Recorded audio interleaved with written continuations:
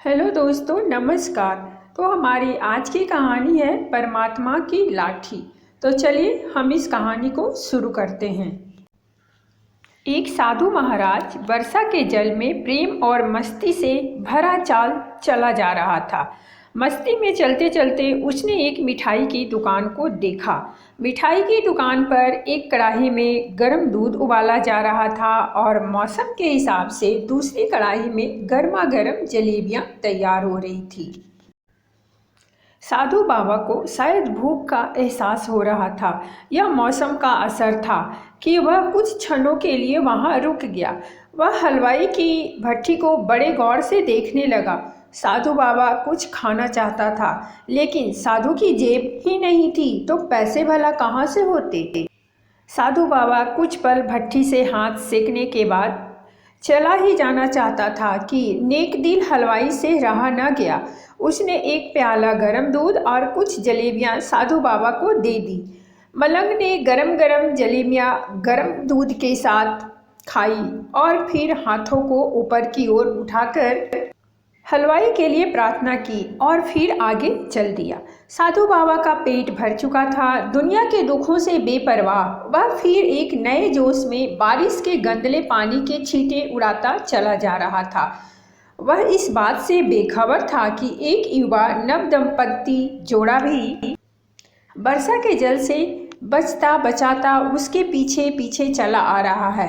एक बार इस मस्त साधु ने बारिश के गंदले पानी में जोर से लात मारी।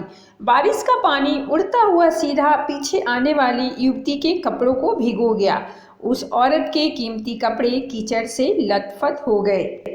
उसके युवा पति से यह बात बर्दाश्त नहीं हुई, इसीलिए वह आस्तीन चढ़ाकर उसके आगे बढ़ा और साधु बाबा के कपड़ों को पकड़कर खींचकर कहने लगा, अंधा है, तुमको नजर नहीं आता? तेरी हरकत की वजह से मेरी पत्नी के कपड़े गीले हो गए हैं और कीचड़ से भर गए हैं। साधु हक्का बक्का सा खड़ा था, जबकि इस युवा को साधु बाबा का चुप रहना नाखुशगवार गुजर रहा था। महिला ने आगे बढ़कर युवा के हाथों से साधु बाबा को छुड़ाना भी चाहा, लेकिन युवा की आंखों से निकलती नफरत की चिंगारी देखकर वह भी फिर पीछे खिसकने पर मजबूर हो गई। राह चलते राहगीर भी उदासीनता से यह सब दृश्य देख रहे थे, लेकिन युवा के गुस्से को देखकर किसी में इतनी हिम्मत नहीं हुई कि उसे रोक पाते। और आखिर जवानी के नशे में चूर इस युवक ने एक जोरदार थप्पड़ साधु बाबा के चेहरे पर जड़ दिया।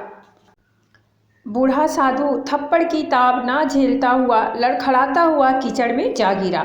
युवक ने जब साधु बाबा को नीचे गिरता देखा तो मुस्कुराते हुए वहां से चल दिया। बूढ़े साधु ने आकाश की ओर देखा और उसके होठों से निकला, बाहर है मेरे भगवान, कभी गरम दूध जलेबियां और कभी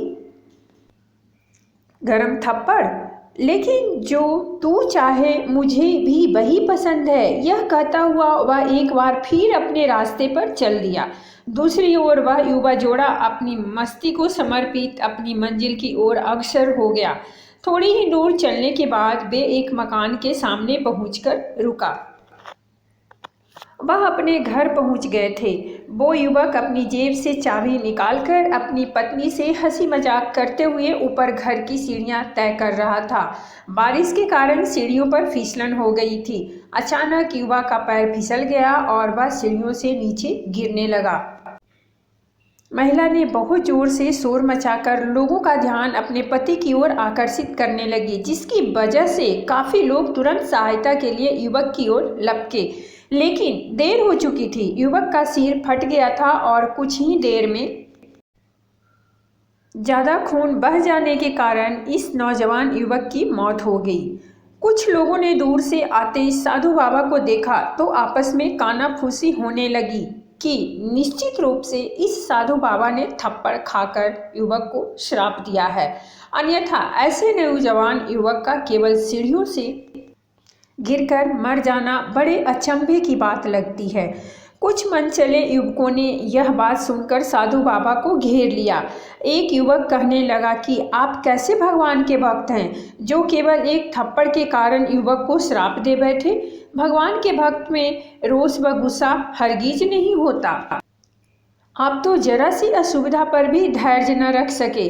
साधु बाबा कहने लगे, भगवान की कसम, मैंने इस युवक को श्राप नहीं दिया। अगर आपने श्राप नहीं दिया तो ऐसा नौजवान युवक सीढ़ियों से गिरकर कैसे मर गया। तब साधु बाबा ने दर्शकों से एक अनोखा सवाल किया कि आप में से कोई इस सब घटना का चश्मदीद गवाह मौजूद है। एक युवक ने आगे बढ़कर कहा, हाँ, मैं इस सब घटना का चश्मदीद गवाह हूँ। साधु ने अगला सवाल किया, मेरे कदमों से जो कीचड़ उछला था, क्या उसने युवा के कपड़ों को दागी किया था। युवक बोला, नहीं, लेकिन महिला के कपड़े जरूर खराब हुए थे। मलंग ने युवक की बाहों को थामते हुए पूछा, फिर युवक ने मुझे क्यों मारा। युवा कहने लगा, क्योंकि वह युवक इस महिला का प्रेमी था और वह बर्दाश्त नहीं कर सका कि कोई उसकी प्रेमिका के कपड़ों को गंदा करे, इसीलिए उस युवक ने आपको मारा। युवा की बात सुनकर साधु बाबा ने एक जोरदार ठहाका बुलंद किया और यह कहता हुआ वहां से विदा हो गया, तो भगवान की कसम, मैंने श्राप कभी किसी को नहीं दिया, लेकिन कोई है जो मुझसे प्रेम रखता है। अगर उसका यार सहन नहीं कर सका तो मेरे यार को कैसे बर्दाश्त होगा कि कोई मुझे मारे। और वो मेरा यार इतना शक्तिशाली है कि दुनिया का बड़े से बड़ा राजा भी उसकी लाठी से डरता है।